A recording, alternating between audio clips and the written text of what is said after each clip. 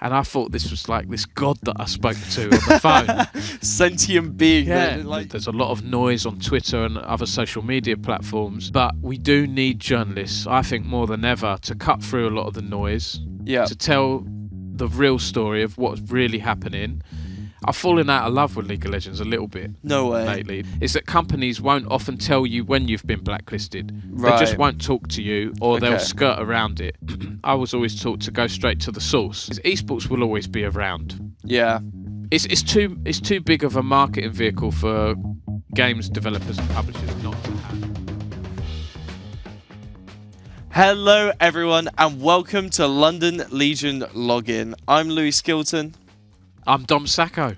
And this is the first official episode brought to you by a student-run org, London Legion, hosted in the premise of College of Esports. And Dom, what a guest to have.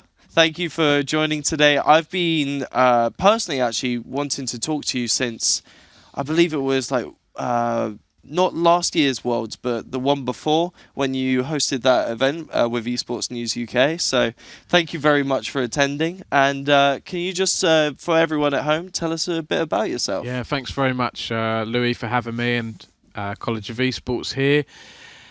My name is Dom Sacco. I'm the editor and founder of Esports News UK. So we cover UK sports news, do interviews like this, streams, features, opinion pieces. I set that up 8.5 years ago.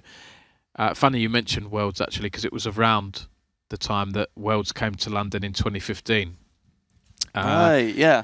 And then I also do a little bit of esports consultancy, a little bit of freelance work, writing, that kind of thing. And esports journalism has become my life. Well, let's start with how it all came to be then. So, what is kind of like your background? How did you originally get into gaming? I got into gaming. I visited my cousins when I was like 3-4 years old. Had like a family day, and they had the old. This shows my age, by the way. The old Nintendo Entertainment System, NES. Oh yeah. Like this was like 1989. I loved Mario, but prior to that, the first game I got into was Mega Man. Right. And I tell you what, I got into gaming the exact same way as well. NES, just on Mario, just because it was one of those things like that kind of like for me it just was like collecting dust, and then I just found it. My mum plugged it in, I think, and just went from there. Yeah, it's great. It's great. Mega Man is good as well, because that was one of the original like tough games, almost like Dark Souls is nowadays. Mega Man was the Dark Souls of. It was. Yeah, you died a lot, but you learned what abilities to use at certain points or against certain bosses. Right. You had to die a lot to get good at the game. And then I was always into games. I loved Mario. The Super Nintendo came out. I loved early competitive games like Street Fighter, Street Fighter 2 on the SNES. Even Super Bomberman doesn't get spoken about a lot. That was really fun. I think that was one of the first sort of 4-player. You could use this 4-player adapter on the Super Nintendo to play that. I remember playing Bomberman on the DS. Yeah, that was really good. Yeah. That was one of my core gaming memories as well. Yeah, it's great. And I had a local game shop. Shout out to Games World and Sore Thumbs in Billericay, the hometown I grew up in. A couple of game shops. I used to go. They used to have little game tournaments. I remember playing in a Bomberman one, and I'm this little 8-9-year-old kid going up against adults. Sort of laughed at me walking up to play them.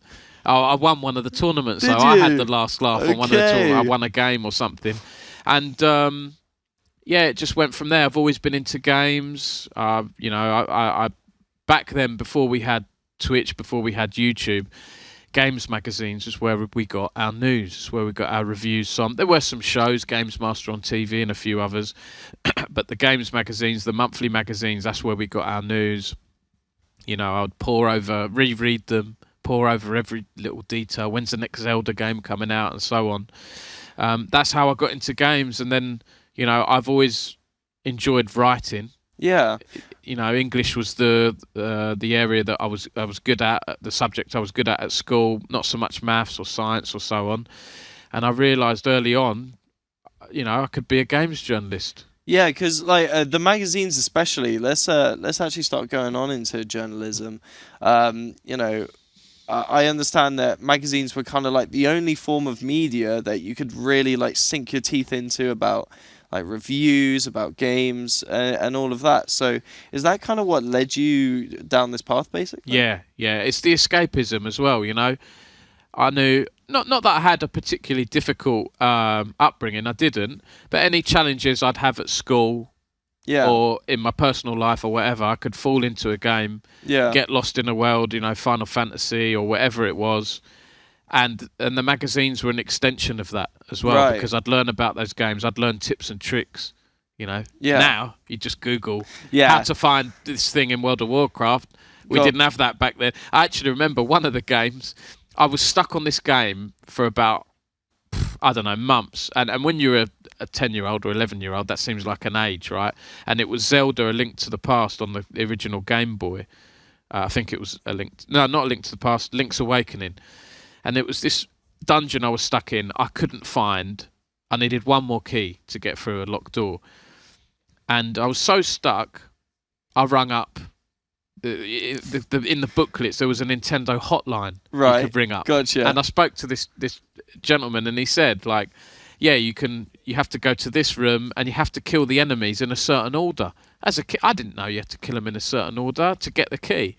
And I thought this was like this god that I spoke to on the phone. Sentient being, Yeah. like basically the taskmaster. Yeah. And I've actually, there was a documentary on Netflix about the origins of gaming and about that, the hotline, Nintendo hotline, and Yeah. the experts they hired who had to know all the games inside out. But yeah, that's how I got into it. And the magazines were an extension of that escapism. It's a hobby, you know, like you get magazines about, I don't know, you know, Warhammer or model train sets and stuff I had like the that. exact same with Lara Croft, like Tomb Raider on the PS1. It was the bit with the tiger, and I tell you what, I just couldn't. Like, 4-year-old me just couldn't understand like how to. Like, I just got too scared, to be Yeah, honest. Never got past. I think I eventually did, but then I didn't know where to go from there. But yeah, it's I understand exactly what you mean. And there was no like tutorials or anything back then as well. No like 5 YouTube videos doing a full speed run of the entire You game. had the magazine, the Prima game guides, Yeah. which were like whatever, £10-15, and some of them were really, really good quality as well. Yeah. You'd get a lot of tips and tricks in there and guides. But now, of course, you don't need to pay for it, and that ties in with the challenges of journalism now, which I'm sure we'll come into as well. News is free. Yeah. Should it be free?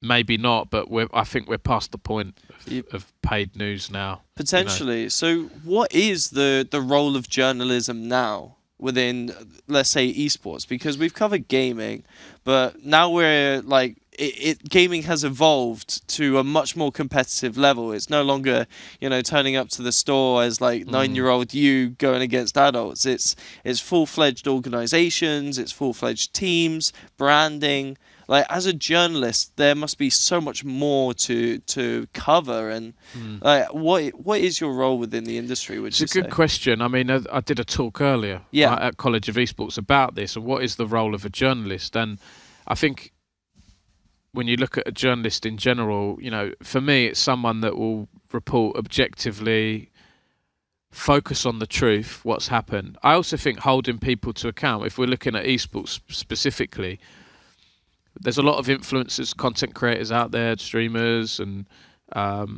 there's a lot of noise on Twitter and other social media platforms. But we do need journalists, I think, more than ever, to cut through a lot of the noise, to tell the real story of what's really happening. And listen, I'm guilty of using press releases to write news. Press releases are very convenient. If people don't know what press releases are, they'll be sent by a company, you know, a games company or a third party, to get the news out about their product or their event, or hey, this major, the broadcast talent's been announced for this major, or you know, whatever else. Riot Games were announcing a new league or whatever it is. There is a space for that, but journalists, you know, we need journalists to go deeper, to find out what's actually going on at a company, and people won't always want you to dig deep and cover those stories. Definitely. There's a balance, you know. I do investigative stuff now and then, but I also do the press releases. I try and cover everything that's going on in UK esports that I feel people would be interested to know about. Yeah. But it's a tough one, you know. What is the role of a journalist? I've mentioned being objective and impartial and getting to the root of the matter, holding people to account and companies to account. Also asking questions, being brave as well. You know, maybe I'm not so brave as I used to be, but there are some great, brave esports journalists out there. Is there asking any the tough questions you would recommend in particular? Yeah, I mean, I think I've always said I've looked up to people like Richard Lewis. I think he does a great job with his work. People like Jacob Wolf, I've admired as well. And I think he's doing journalism more in his spare time now. Yeah. Again, an example of the state of journalism. Can you do it full? It's quite hard to do it full time. You know, the how sustainable it is. James Fudge at the Esports Advocate. You know, people like that. And there are just lots of good news writers out there as well. Louis Mira, doing good stuff in Counter-Strike. Ivan at Esports Insider and the team there at Esports Insider. Dixerto have some good journalists. You know, there's a lot of people. It's hard for me to name drop because I'll probably forget a few. Yeah, I mean, there's so I've many, given a few right, there. as well. And you know, there are other people as well. You know, there's a crossover with journalism and interviewing as well. Ashley Kang, great interviewer.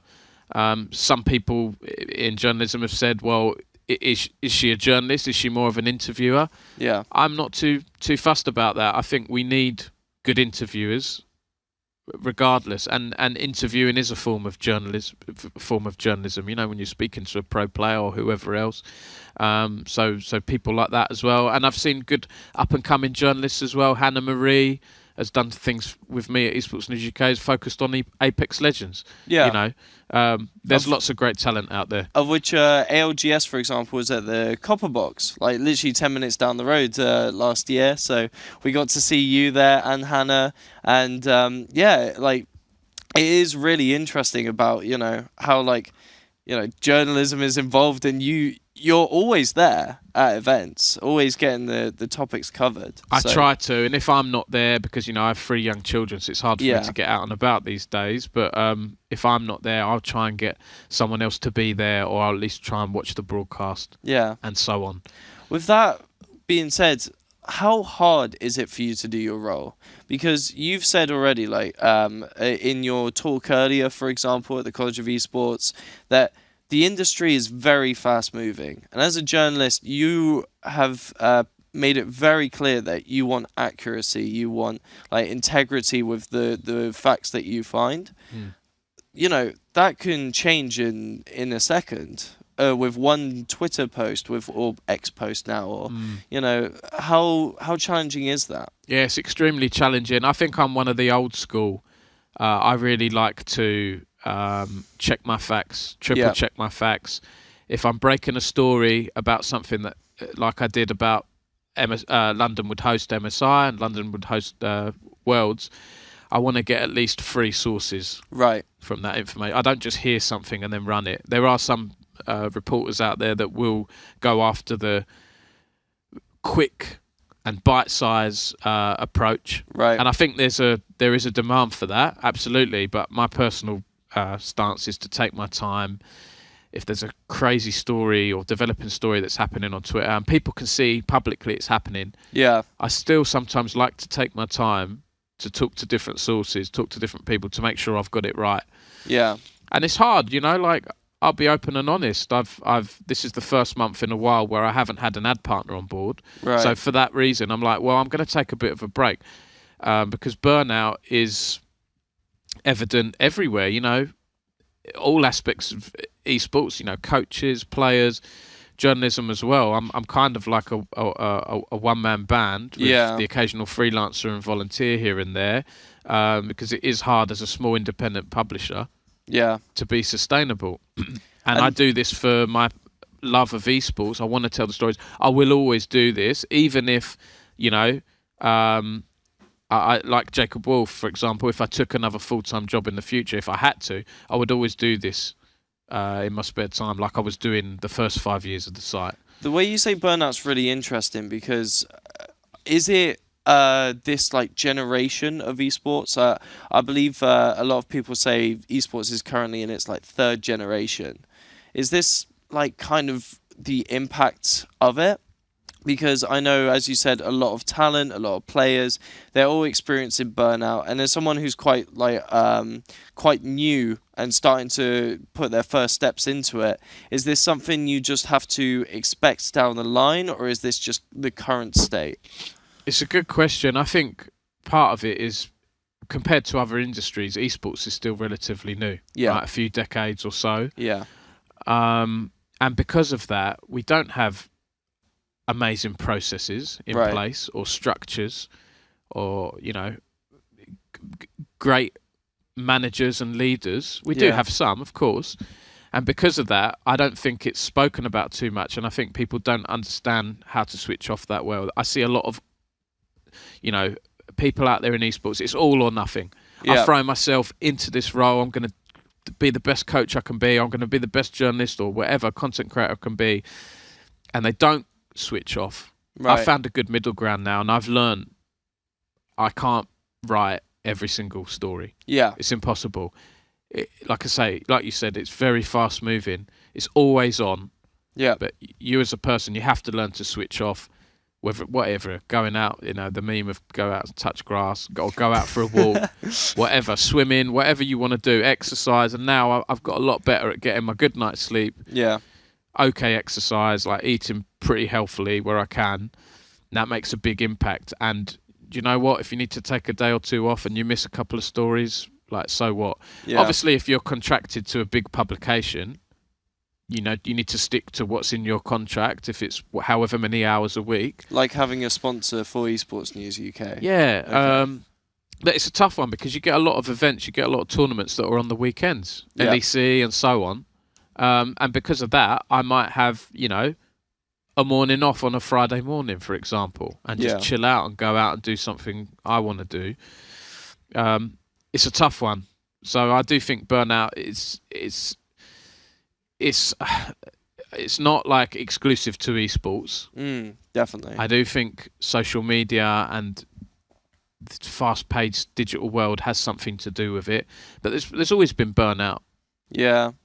Before esports and before the digital industries.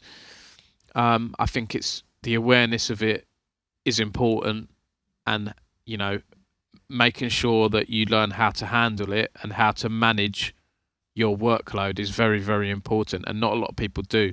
Esports is one of those things a lot of people will want to do.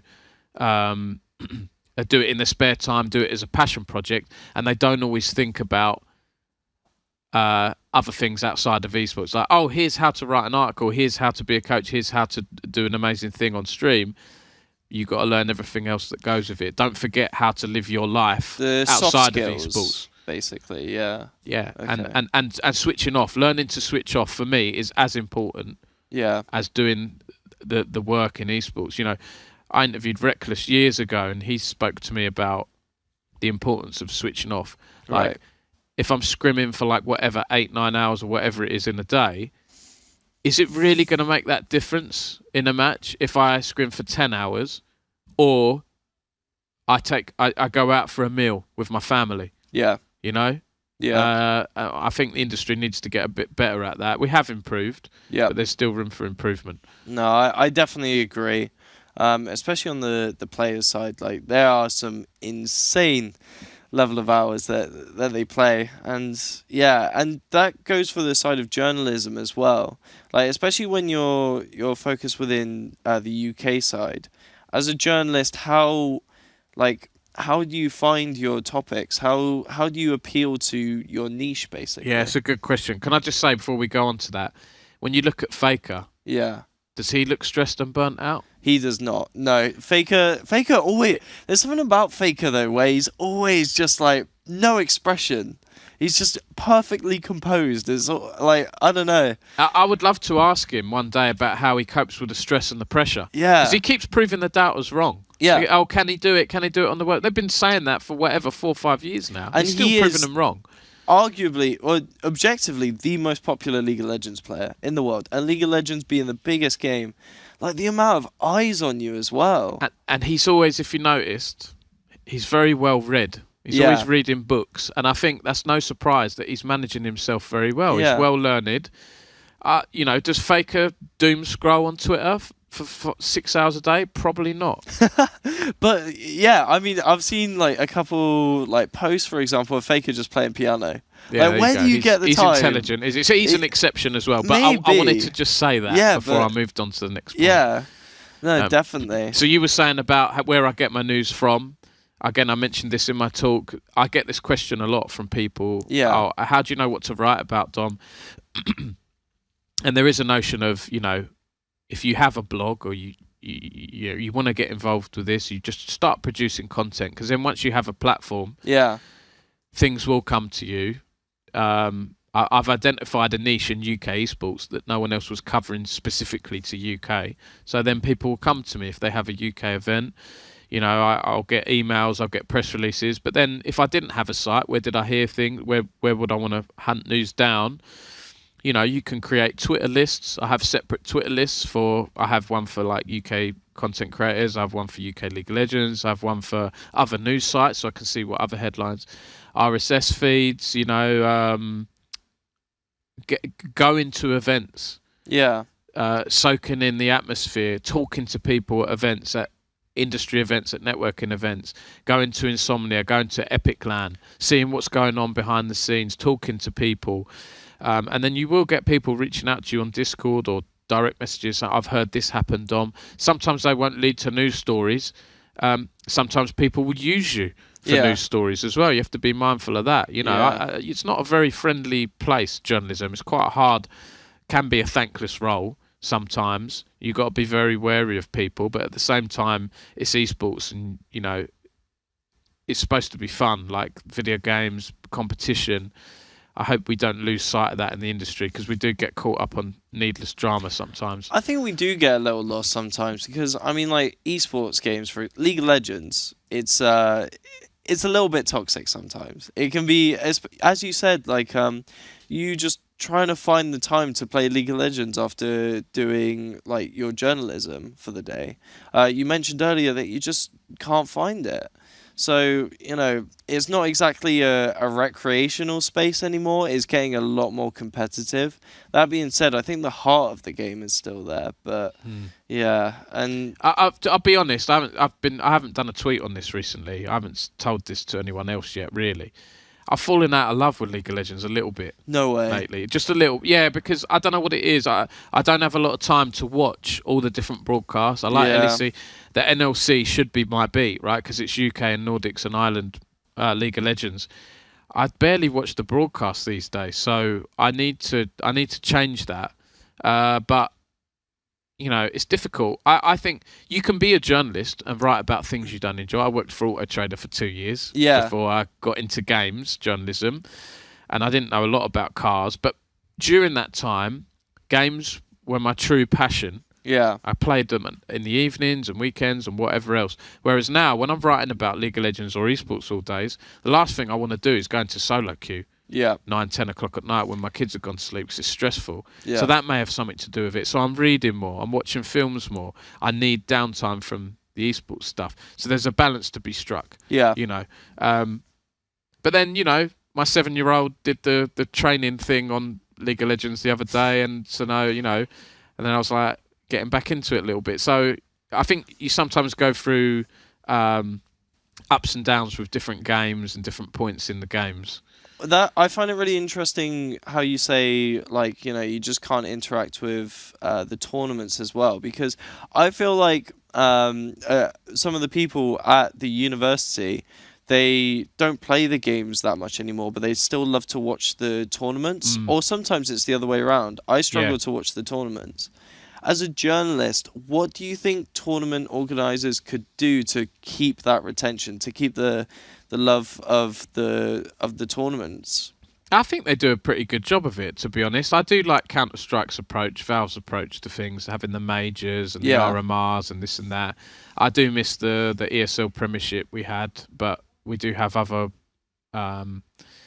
things cropping up now, like Endpoint have their... is it the UKIC and this and that? And we do have Epic LAN and things, and Insomnia. What can they do? I mean, I think having good talent makes a difference. PGL announced their talent the other day for the Copenhagen major, and that looked pretty good. Yeah. And we are blessed with talent, and from the UK specifically as well. We don't always have a lot of pro players. We've got some great hosts, casters, and all of that stuff. So I mean, shout out to Foxdrop, who was on the podcast.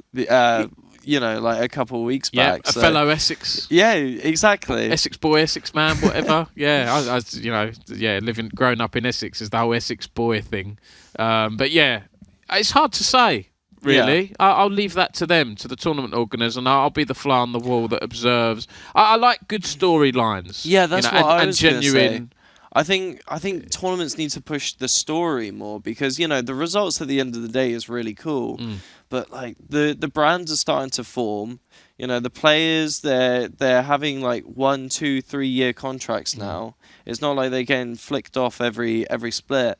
I think incorporating them into the big picture is. Here's what I'll say. One of my old bosses, Stuart Dinsey, who when I worked for Intent Media, we had trade publications.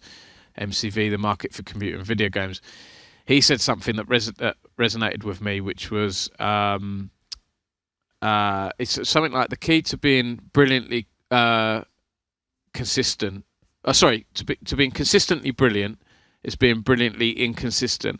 And by what he means by that is, don't be afraid to think outside of the box. Right. As he was talking to us as journalists, as editors of magazines, have a special issue. Right. Where you put 16 pages on a certain subject. Have a guest editor. Yeah. Do a different style of interview. Don't do the same. What has worked for you time and time again. Yeah. Doesn't mean you can't do something different. So what I'd say to tournament organisers is, I like the fun, different segments they do on LEC or whatever other blog. I liked it when the other week at IEM Katowice, James Banks sat down with who was he? The Navi player, Simple. He sat down with Simple on the steps at the IM Katowice, and he spoke about his thoughts on CS2 and this and that. I like different segments. Keep it fresh, keep it engaging for just because something worked before doesn't mean we need to do it for years and years. And that doesn't apply to the top as well, I feel. That applies all the way down, whether you're a freelance or a small tournament organizer. Yeah, I feel like that applies everywhere. Be courageous to try new things. Because it's a new industry, as everyone says, right? So have fun, experiment. Yeah, okay, don't go too mad, but try new things. I think I'd like to see more from tournament organisers. Yeah, and speaking of organisers, how has it been to work with Riot, for example? So I know you did freelance work for them. How does someone, doesn't have to be journalism, but how do you make that approach with a big organisation? I think by the nature of journalism, you're going to catch people's attention, companies' attention.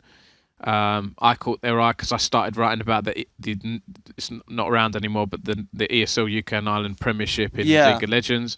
They obviously saw that someone was writing about their product, and they just reached out to me and said, Dom, how can we make, shout out to Draggles, he's doing the, 2XKO thing, the fighting game stuff. Oh, that looks really good. In America, he's in the US now. But he reached out to me and a few others, I think John King at Riot, who I don't think he's at Riot anymore, and just said, how can we help you do what you're doing? How can we work with you, Dom? And this was around the finals of the second season of the ESL UK Premiership. Yeah. And they said, could you do a few articles for us? So I did a few previews and things with the teams ahead of the finals, and they put it in the game client, which was great. That's the only time I've ever done a bit like freelance work for Riot. But then in terms of, as a journalist, you have to have relationships with company. You don't have to, but there will be a relationship. You can be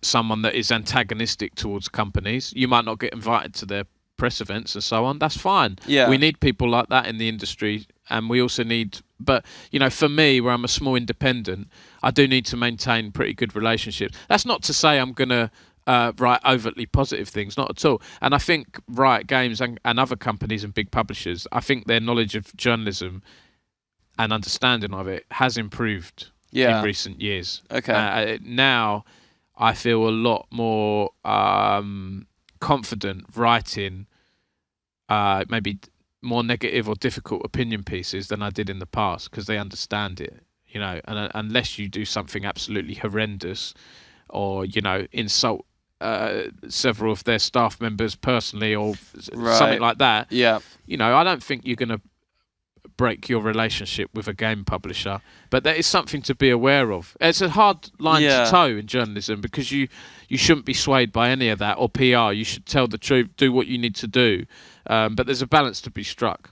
And that's quite interesting as well, because one thing I remember you saying as well is that you want journalism to be constructing conversations, and when you have stuff like that, it sounds pretty destructive, right?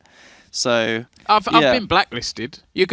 Someone said, I can't remember what where the quote came from, but essentially, if you're not peeing people off, you're not doing your job right. I don't know if I agree with that fully, but I get where it's coming from. Right? You're supposed to write about difficult things. You're supposed to report on things openly and honestly, and you will upset people. I've been blacklisted by companies. The worst thing about that, which I absolutely hate, is that companies won't often tell you when you've been blacklisted. They just won't talk to you, or they'll skirt around it, which I think is pretty pathetic, to be honest. That's happened with a couple of companies with me. I would rather be told, sorry Dom, we don't want you at our events, I know where I stand now, rather than, oh, we'll look into it, and then they never do. Right. It's not great, to be honest. Yeah. And not every journalist is going to be blacklisted and so on. And by that, I just mean, you won't get certain press releases, you won't be invited to their events. I think my relationship with Riot and others has had ups and downs, but I think it's certainly on more of an upswing now. They've seen that I've reported MSI, I've done League of Legends and all of that. I've broken stories they want me to break, like when I heard about London hosting MSI and the World Championship, they want to do it through their own channels. Yeah. And they still do announce it through their own channels, but news is news. And it's public information at that point, so yeah. Well, yeah, I mean, but when I first broke that London was hosting MSI, that wasn't public at that point, right? Gotcha. But news is news. I've got something that's in the interest of, esports fans in the UK. Yeah. So I'm well within my rights to publish that, as long as I'm confident that it's correct.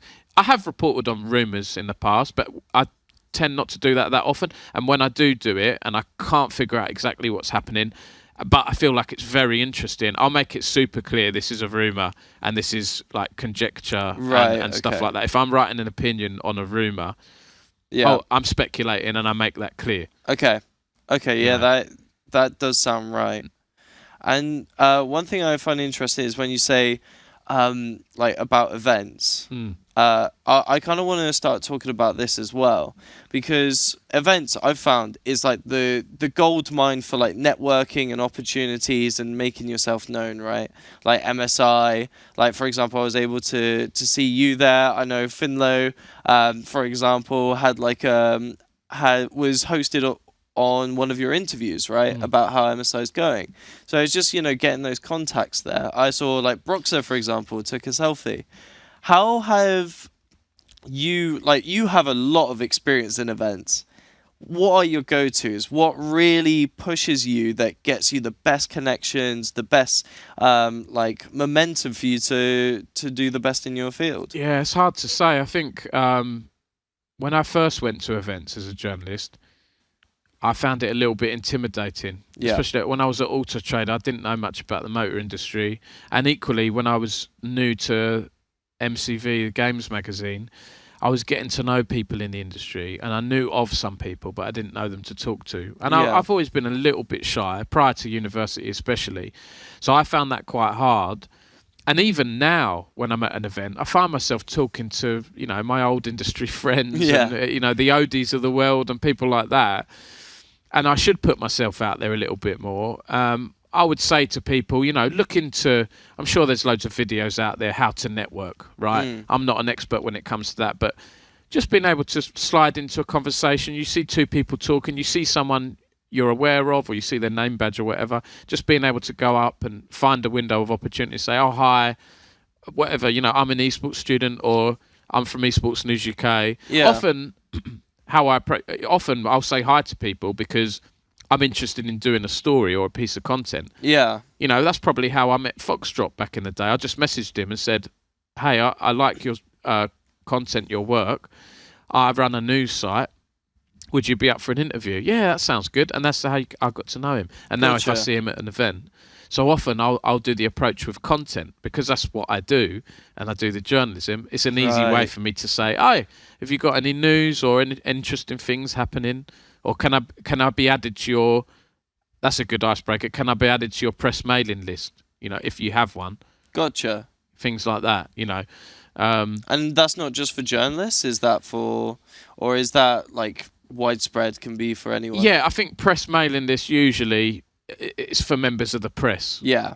I mean, yeah, some of them might add other people, but they might have newsletters and things like that. Or just be curious, be inquisitive. Yeah, that's what I mean. If there's someone from Riot Games, say to them, and you're interested in a certain area of what they do, how can I get involved with that? Or do you have a student program? Because when I worked for Auto Trader, they had a graduate scheme that I was a part of. I just graduated from university and I was part of a graduate. Ask questions, be inquisitive. Right. Not enough people, I think now, I don't know if it's the nature of the internet, you can get an answer instantly. Yeah.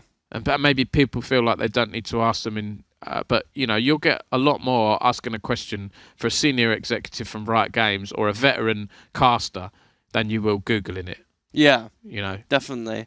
And I feel like, again, there's a lot of noise. Is it the right information? Is it not? Or is it not the right information?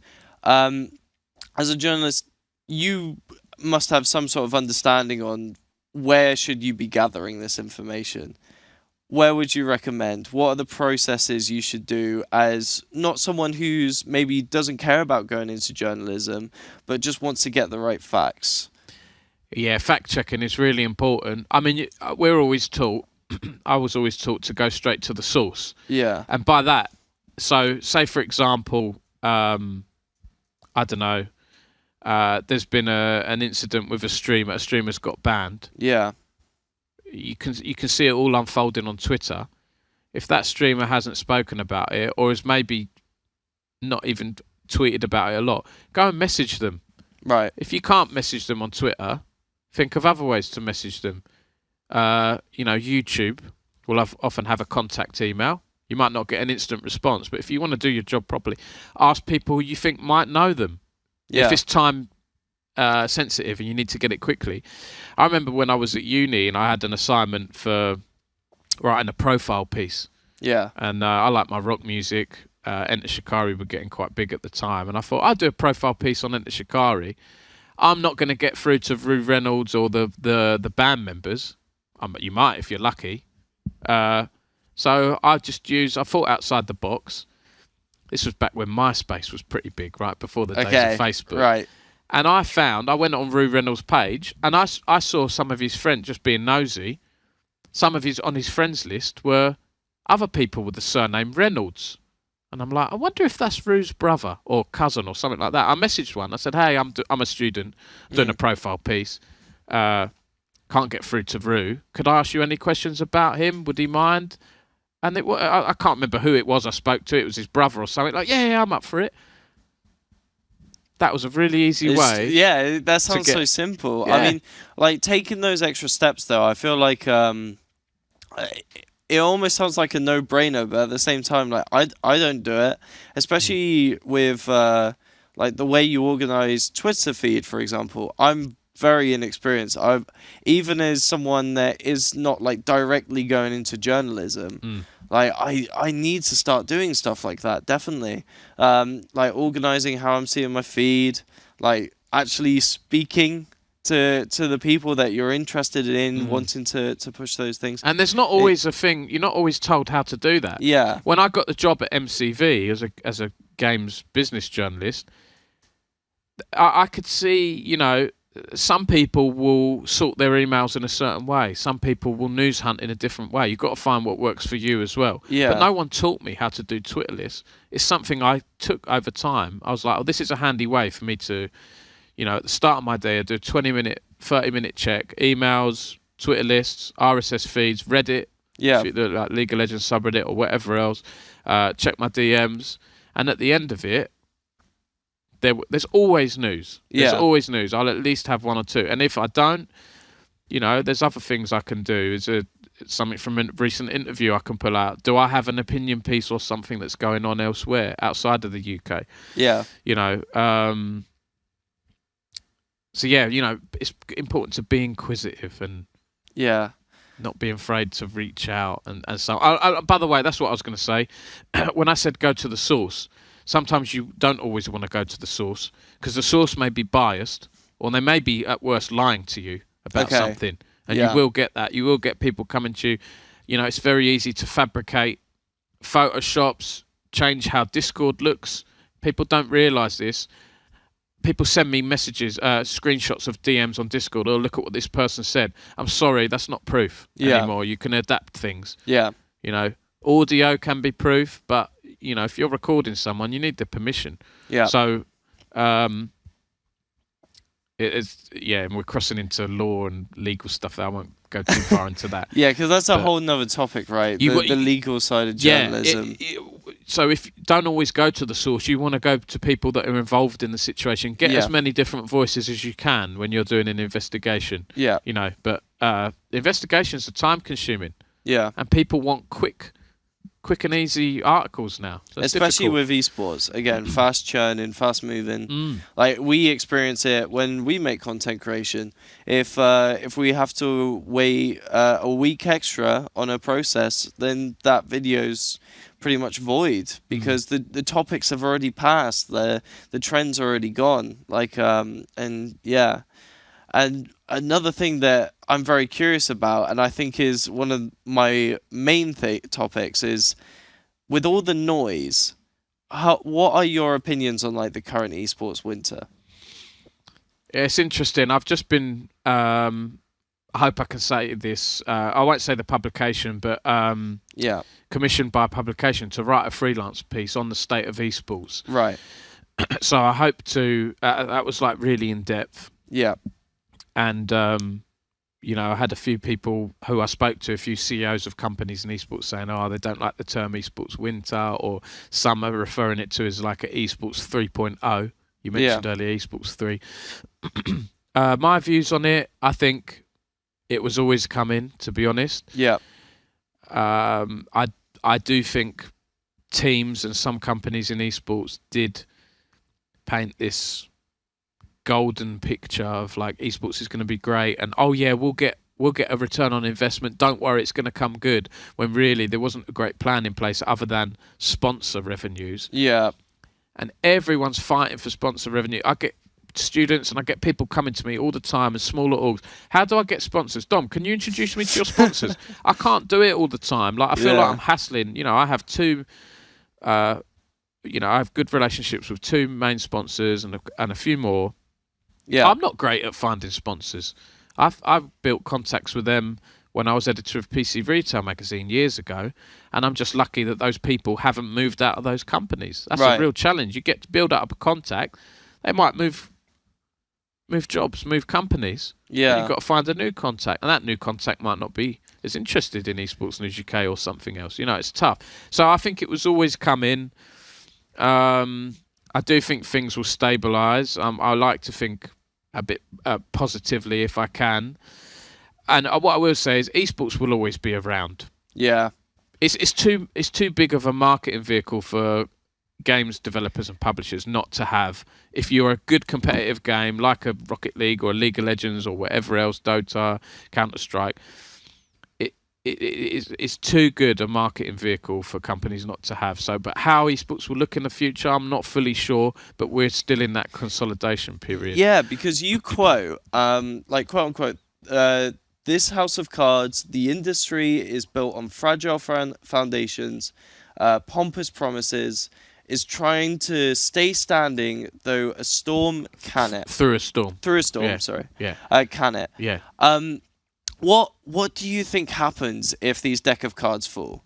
Because are we seeing for esports, would the foundations have to completely change, or are we I'm just very curious how you see it looking. Yeah, it's tough to say. I know I've said that a lot in this interview. I think, like I say, when you look at esports historically, it's always been that grassroots. There's always been, back in the day, LAN tournaments, the prizes were keyboards and whatever, small cash prizes or games. I think we're going to go full circle. I think esports, we may go a bit back to that grassroots. Yeah. You look at things like the Overwatch League and inflated franchises and so on. Without the Overwatch League or whatever the new league, I can't remember what it's called now, there'll always be grassroots. And if you look at esports, its foundations are built on, the community and the grassroots. You look at Counter-Strike, came from a mod from Half-Life. Yeah. You look at League of Legends. It was a mod from Warcraft Dota. 3. Oh, Warcraft 3. It was called Defense of the Ancients. That was the name of the mod.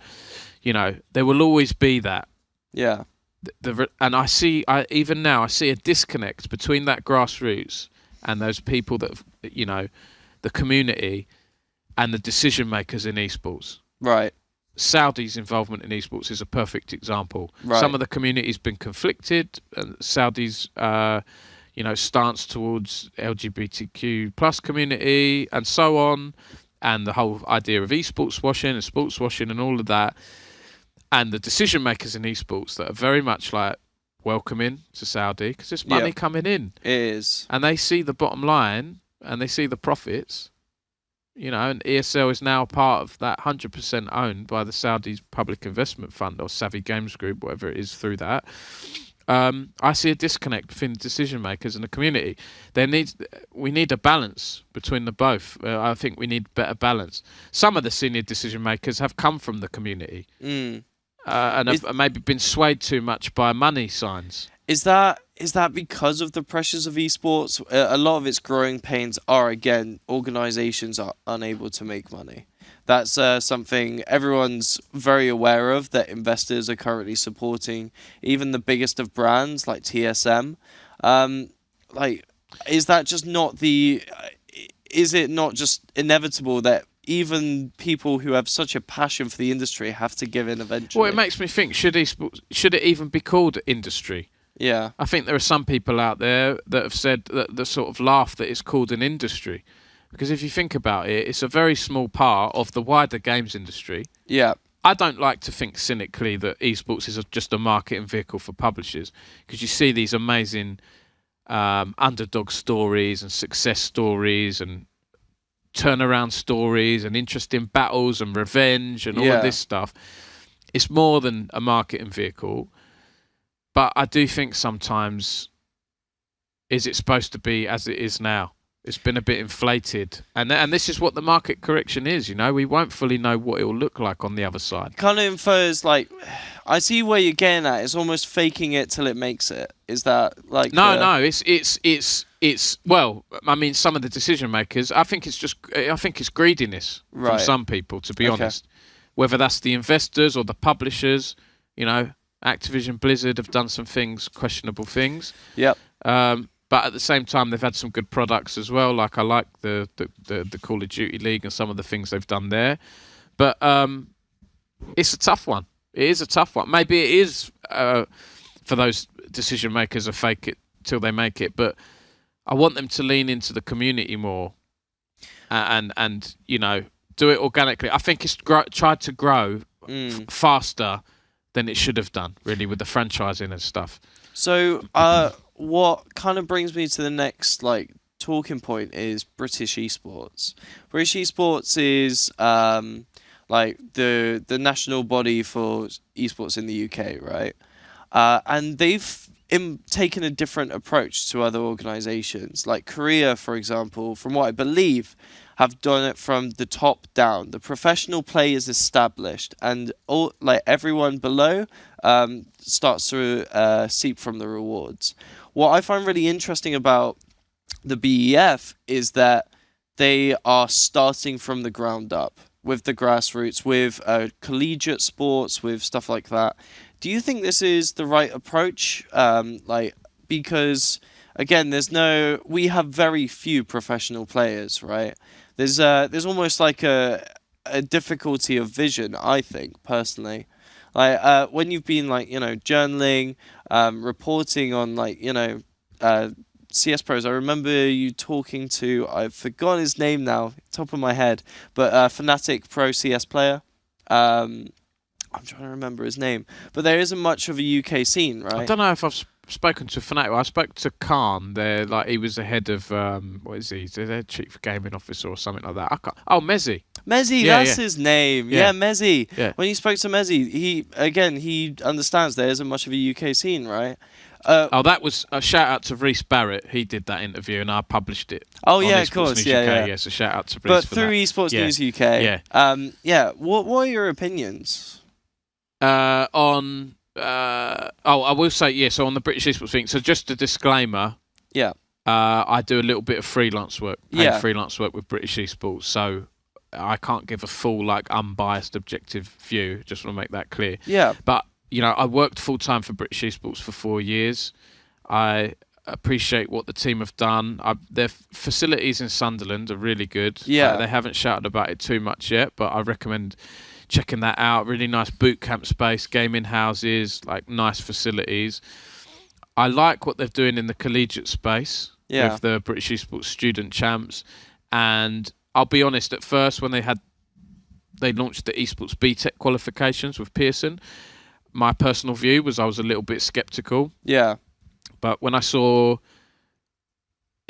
read the qualification, I saw how it was written, and I know it was partly written by Gary, I believe, at British Esports, who's really excellent. Like he's a gamer, he knows his stuff. Yeah. And then I saw it, and I saw how it was being received, and how the students were enjoying it and getting value out of it. I was like, actually, this is pretty good. Yeah. And I know degrees sometimes get a bad rap of, you don't need a degree to get a job in esports. Maybe not. But I still think there's a lot of benefits from it. But from the BTEC level and that college level, it's a great introduction. Yeah, I mean, I did the BTEC as a third year. Yeah, I at Exeter College did my 2 years of A levels. Right. Wanted a top up, and I did the esports. And honestly, complete curveball in direction. I wouldn't have been in esports without it because I just didn't have that direction, right? So I definitely, from that point, definitely appreciate what they've done with like introducing the BTEC, and now we're here at the College of Esports doing degree level. But so in answer to your question, what do I think, is that the right approach? It's hard to say. I mean, for what they do, it seems like a good approach. But then it brings up the whole debate around, do we need a governing body in esports? My first views on that from years ago was like, no, because you can't govern publishers.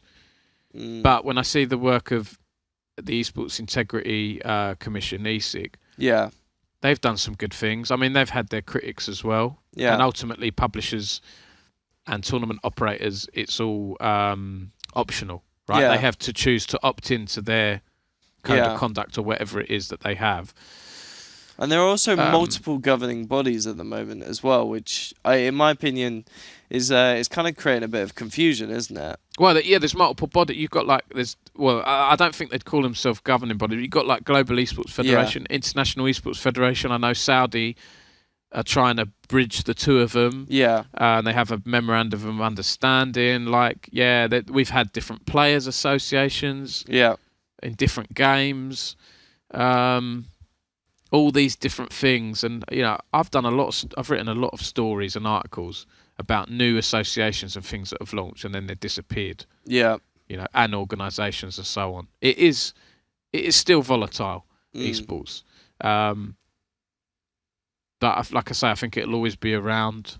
I love the stories we have, the passion from the community. Maybe it's my age. I would like to see it. I'd like to have thought it'd be a bit more professional than it is now, like in terms of people's behaviour and attitudes. I'd like to see more professionalism and less drama. But that might be because I'm not a 20-year-old anymore. I think that also just is kind of the problem with the internet as well, just because a player is exposed to just as much as a viewer. There's like if I could say it, I would. But anonymous. Yeah, that's something it, like right? That, so I think that's just something that can't be changed, right? I can't. I wouldn't even know where to start with. Well, something it like can that. be changed, and this is what I'd like to say. Actually, I'd like to see publishers be a lot braver than they are. Right. I feel like they're scared to ban users. Yeah.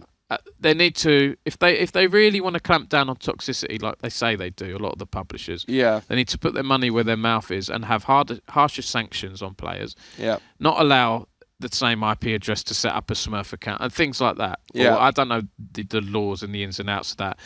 But they need to be harsher. They're too concerned about their player counts and player numbers. Yeah. And if they really care about toxicity and stuff, they'll do something about it. Well, Korea has some of those systems, right, where you have to register your national number to be able to compete. Like, I think those are honestly like positive things, especially in an esports game. It's a difficult debate because I can see both sides. There is something fun about gaming, about being whatever, Legend 203. Yeah.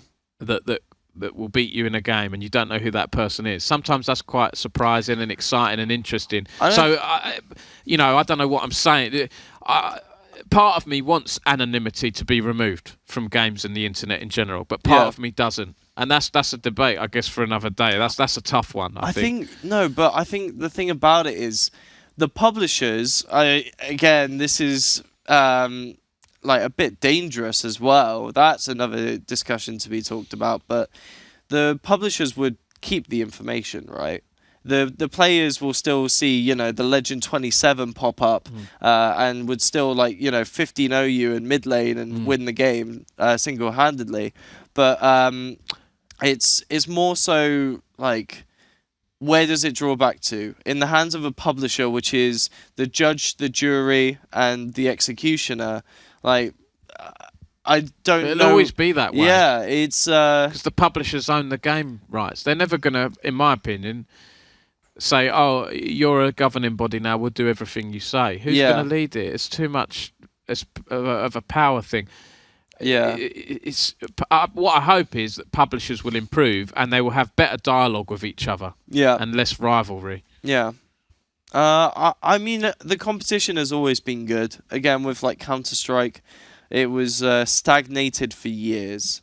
And then Valorant came along, and Counter-Strike has still been a bit slow. But it's released CS2. It's made developments. We finally see more skins. From, stuff like that. You say that like it's a good thing, though, release CS2, because some people are still critics of CS2. I like it, but yeah. I think CS2 is, as a CS player, I dislike it, to be honest. But it's change, and you can't have development unless you have the initial, teething problems. And I think, with all the criticism it's getting, it's still a respectable decision that you're updating your game, you're making it better. Yeah. And I'll happily wait another year, 2 years for it to become, the next CS:GO. But yeah, I think publishers do need to start taking more responsibility, as you said. It's tough, I know it's easy for me to sit here and criticize publishers, but it's not always a super easy job they have as well. Keeping the gamers happy. Yeah. Trying to turn a profit. Investors happy. Keeping the game fresh. It's not easy, and I've seen that over time. Yeah. And I do think some things have improved, but a lot more still can be done, I think. Yeah, definitely. So my one of the final points I wanted to make with you is your consultancy.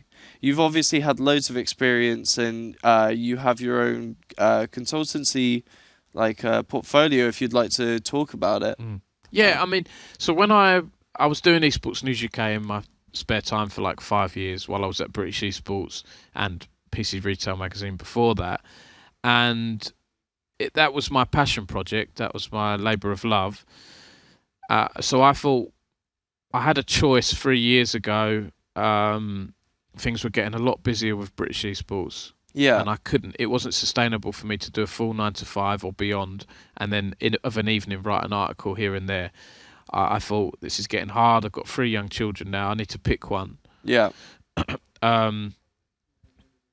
And so I chose Esports News UK. Obviously, I do a little bit of freelance still for British esports, but it's not a full-time job. What I was doing before. And so I thought to myself, well, journalism isn't super sustainable. If I offer consultancy services, then that can help be more sustainable for me.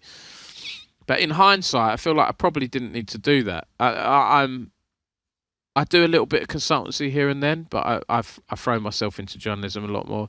And the issue with consultancy, of course, is if you're doing consultancy for someone and then you need to write about them or cover them, you've got a conflict of interest. And I already have a conflict with British esports, and I don't like to have too many other conflicts. I think what I'd like to do in the future, Louis, is to do a little training program for people who want to be esports journalists, or people that want to learn how to write for the web, write news, do content. I think I could do nice modules and put it behind a paywall, and have some maybe one-to-one calls and things with people. And I'd probably prefer to do that rather than the consult, because a lot of the consultancy I was doing was things like how to understand esports, helping businesses get into it and integrate within it and be genuine. So I do that a little bit, and I do help now and then. I'm helping with an event coming up at the moment. I quite like that. You have different projects and things, but I don't take on too much. I don't really take on more than one client at a time, because it can get quite busy. And if you look at, there's some other bigger journalists than me out there that have done consultancy with orgs and things like that. Or tournament operators. It happens, What do orgs, like from a big corporate standpoint, what do they look for then? What are the main topics that you may get asked, just generally? Do you mean consultancy? Yeah, like within consultancy. I haven't actually worked with esports organisations. I've worked with a couple of grassroots ones, helped them with their sponsorship decks and things like that. Gotcha. In terms of bigger orgs, I guess some of them will use consultancies, but a lot of those bigger orgs will have esports. They'll have gamers and people that understand esports. They might want consultancy and other things. But my other clients, I've worked with sports consultants who've said to me, Dom, we're getting a lot of requests about gaming from our clients. We need to understand this esports space. Gotcha. So I help them. Did little training calls. I've helped. I've helped some colleges and things understand. I've helped brands have an esports, get with their esports strategies and things like that. But not a lot. I've never wanted to become an agency. Gotcha. I'm more passionate about journalism. Yeah, because again, you're just what is it about the journalism to summarize that makes it for you? I think for me, although I'm having a bit of a break at the moment, it's just telling stories. I like telling a story, reporting on something, not always being the first to report on something, but I like serving the community. I like being part of that space. And it's, in a way, I feel like I've become my own prisoner because I'm serving the community. I wouldn't want to stop anytime soon, because I'd feel like I'm letting down the readers and people in that community. I like reporting. I enjoy writing, chasing a story. If you'd have asked me this a few months ago, I'd probably be a lot more positive and upbeat. Really? Now I'm managing my burnout a little bit. But it's all of those things, and just being part of the industry, feeling like you have an important role. Or at least some kind of role in the industry. And I've found what I enjoy doing. It's hard to say why I enjoy it. It's a good question. Because I can. Because I like it. I found a niche. I feel like for me, it's just like the passion of games. Like I've been playing as well as you have since I was born, right? Yeah. So it's just supporting your hobby to be better. I feel like, but it's always I asked that myself, which is why I thought I'd pose the question. Yeah, I'm lucky, really. I've chased my passion. Chasing your passion can be good.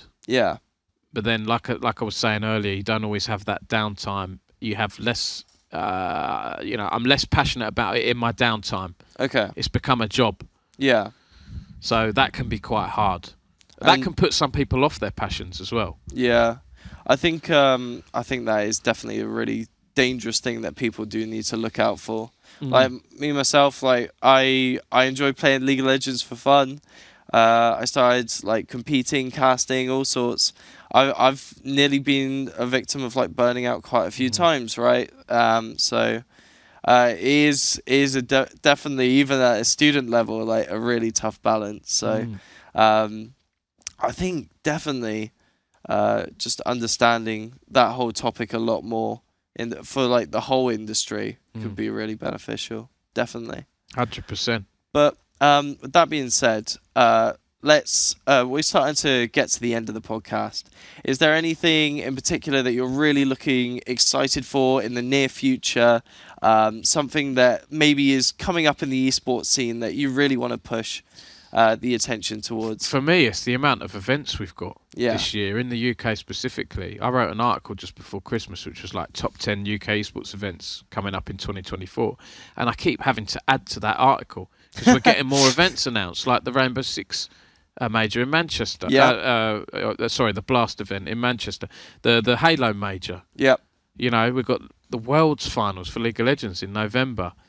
Other ones that haven't been announced yet. I think there's a Superdome event, which may be a Valorant event in towards the end of the year. We've got RuneFest. There's so many events. ESL1 Birmingham. So that's what I'm looking forward to. Reporting on those, being a part of them, and, you know, hopefully looking forward to some kind of stability in the future. I'm sick of job cuts now. I think everyone is. I hope we're past that phase now. Just the great events that are coming up and seeing what happens. Well, you know what I like about esports is you don't know what's around the corner. Yeah. You don't know if something crazy is going to happen in a grand final. That's what I like, the uncertainty of it in a way. Kind of like sports as well and football that I follow. No two matches against the same teams are ever going to be the same. There'll either be a different scoreline or maybe different players playing or, you know, a different pools that will happen if it's esports or a different storyline. And that's what I love about it, is that, and that's why I love doing what I'm doing. Yeah. Unexpected uncertainty. I don't mean uncertainty in a negative way, by the way. There is that as well. Yeah. But I mean it... it's like almost the excitement. Yeah, the excitement of the unknown. The plot twist, the curveballs that you see at the majors. That's what I like about esports. I think one of the best ones, it was at one of your watch parties, T1 versus DRX. The story behind that. Like, that is we thought T1 were they 2-1 up, were they, or something like that? We thought they were gonna win. T1 got like multiple steals on the Baron with Varus, and they still lost. Yeah. It was just one of those things where you don't see it coming. You like end to end. It's like traditional sports. You like those end to end matches. I thought T1 were going to win that series, and DRX won it. Yeah, you know, and then they're etched into history. That's what I like, the history. Yeah, I like my site to be not just new news. I like someone to be able to Google something about the ESL UK Premiership and League of Legends and find some of my old match reports and winner and interviews with Alfari and the younger player, older players now and so on. And for the viewers at home, where are they going to be able to find all of these places like Esports News UK, etc.? What, in terms of my platforms? Yeah, or your other platforms. Sites? Yeah, I mean, just Google Esports News UK. The website is esports-news.co.uk. I called it that for search reasons. Yeah. People searching for esports news in the UK, it's going to come up. It's pretty self-explanatory, but right? I'm on, Twitter or X as it is now, Instagram, all the main socials, even LinkedIn for some of the business types out there. But TikTok, I'd say, is probably my fastest growing platform. I enjoy doing little clips and things on there. And how can they reach you? Is it Dom Sacco? Yeah, I'm on Twitter, Dom_Sacco. You can find my email on my news site. But yeah, Twitter's a good one, or LinkedIn as well, because sometimes Twitter now you have to pay for the tick you have to be able pay to for message the tick, people. Yeah. But you can find me on LinkedIn and Have to pay for that as well. LinkedIn Insta. Gold, I think. Well, I think if you add someone on LinkedIn, Okay. you can add it with a message. But yeah, if you've already Yeah. added them and they haven't accepted you, you can't send another message again. Gotcha. Unless you pay, yes. But Insta DMs, I think, are free. Yeah. Facebook DMs. Esports News UK is on Facebook, but it's not used much. Gotcha. But, And for me personally, you can find me as Skilton, with L as a 1, SKI1TON. I believe that's it. And Insta is different, Skilton_esports. But yeah, thank you so much today, Dom. Thank you. It's Louis, been an absolute pleasure to have you on today. Insight has been just incredible. And I believe we have to end it off with our lovely tradition of a quick selfie. You do it live, do you? We do it live. We do it on the podcast. What, with the headsets on? With the headsets on. All right. And we'll just get the camera just posed just right. Perfect. Thank you so much, Dom. Thank you. You're welcome. And we will see you soon. Yeah, and thanks for watching. Yeah. See you soon, guys. Thank you so much. And until the next episode.